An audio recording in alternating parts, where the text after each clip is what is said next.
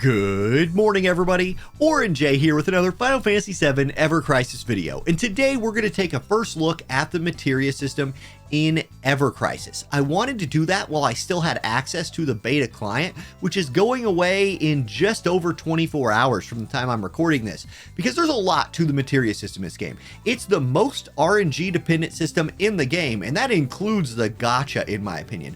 This is a lot like gear building in a game like Honkai Star Rail, and while Materia is going to be very important for your account, I suspect it will be very, very important in the later stages of the game when we gain access to more rarer materia. I don't know exactly how that's going to play out yet, and honestly nobody does because we only have access to this early part of the game. But you know what? I'm speculating too much. Let me walk you through what we know now, and then you can speculate yourself or whatever. All right, here we go. So if we go look at the materia page right here, keep in mind the story is going to give you materia as you play, but it's going to give you a lot of materia like this one right here. Ruin. It's a 1-star materia with the skill Ruin, and it has some flat stat substats. This one has 1. This is arrow with 1 stat on it. The game's going to hand you a lot of these things. These are the worst materia in the game, but still can be useful sometimes. I'm just going to get off this screen so that flashing goes away. Can still be useful sometimes because it will give you access early game to some elements you might not have from your weapons, and some skills like cure for characters that might not have healing abilities tied to their weapons. You see what I'm going for. The game will hand you some materia early, and you can work with that in the early game. However, I don't suggest investing your leveling materials into that. Materia leveling materials are scarce early, especially early, and I can't speak to late because, well, we ain't there yet. However, they are scarce.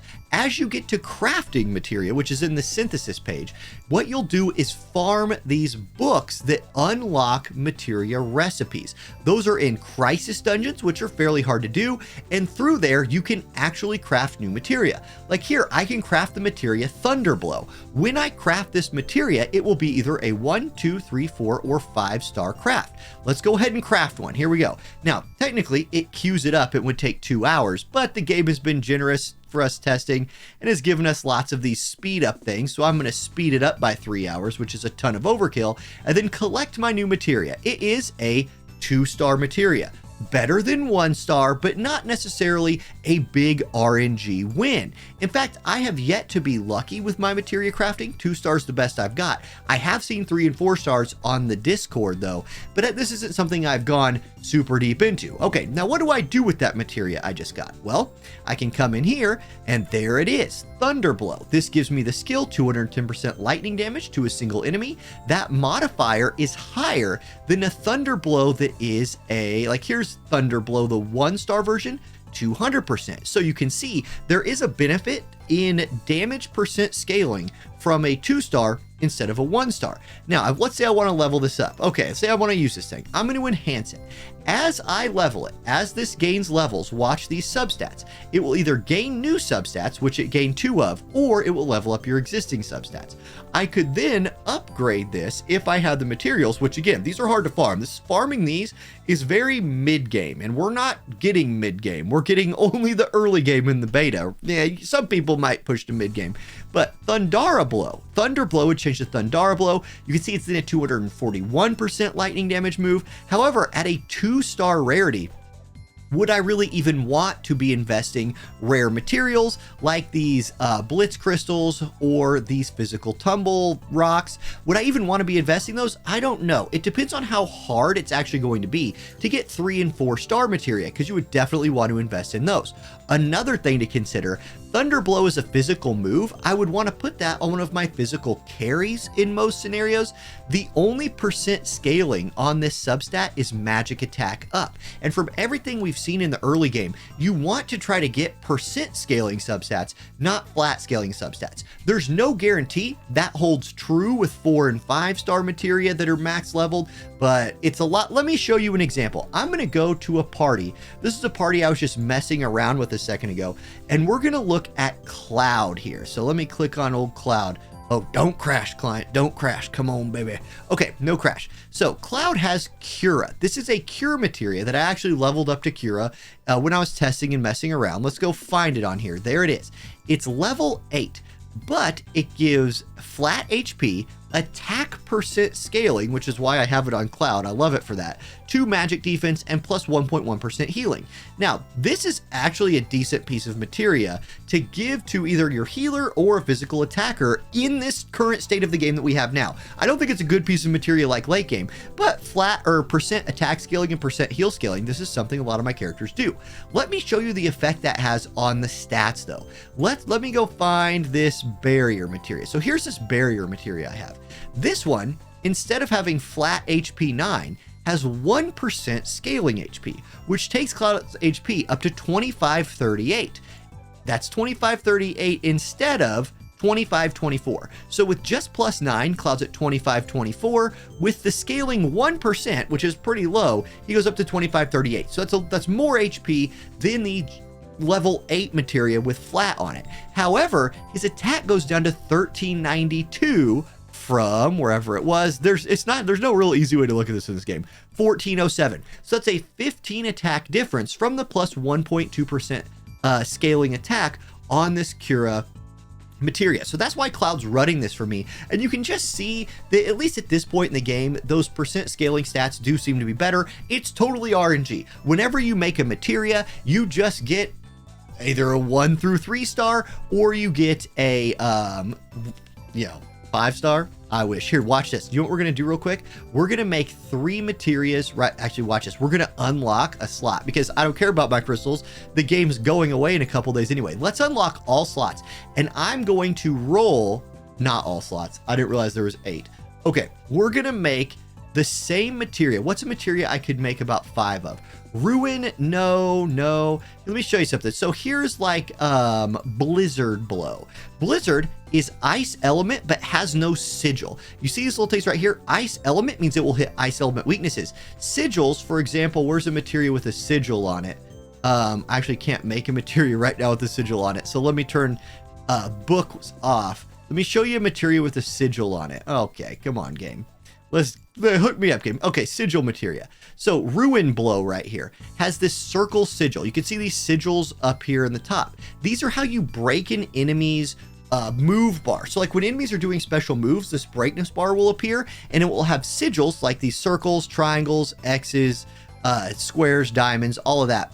It'll have those sigils, and if you can hit those the certain amount of times, you'll break the bar, the enemy won't do the move. In this case, I can't craft any of those right now, so I'm going to find one of these materials I can craft several of. So instead, I'll craft several different ones. I'm going to craft another Thunder Blow. So let's get that one queued up. We're going to see if we can get something that's above a 2-star real quick. See if we get lucky. I can't do another Thunder Blow, but I can do a Ruin. Let's make a Ruin. Maybe we'll get something that's actually really good. And for some reason, I have quite a few of these Rune materials. So I'll queue that one up 4 times. Okay, there we go. I've shortened the duration of all of them to being finished. Let's click take all. We got 3 2-stars and 2 1-stars. Now, are they any good? This one, 1 flat stat so far. This one, attack flat, but HP scaling, maybe not bad. But again, Ruin's not one I would build most of the time. HP percent scaling there. This is just to give you an idea of how it works and to show you like none of those rolled anywhere above a 2-star. Where you get more books is actually from crisis dungeons. So if you go to solo content right here, you go to dungeons, you go to crisis dungeons, and these are not easy. Like my best score is a B+ on Mako Reactor 1. The next one I'd have access to is Fort Tamblin, which is like bottom power level, and that is 60k. And after playing pretty hardcore for this whole first bit of the beta, my team's like pushing into the 80,000. So this would be a very hard clear. Like Reno would probably wipe the floor with me so far, and you need to get like rank C to get a lot of these rewards. So it's not the easiest thing to get access to these books early, but this is how you farm them. It gives you medals. You take the medals into this shop, and this is where you can exchange for new books. I fully anticipate there being more than the books we have access to in beta at some point, and I wouldn't be surprised if a lot of them were like rare drops later in the game. Maybe some like better materials, like Curaga right now, only accessible through a couple of weapons. Maybe that's on purpose to keep units like Aerith and Cloud feeling special because they're the only ones with AoE healing, but Cure can only be taken to Cura right now, for example. Okay, so that's the materia system, guys. Now, I know some people are going to like really cringe at the RNG factor of this, Me too.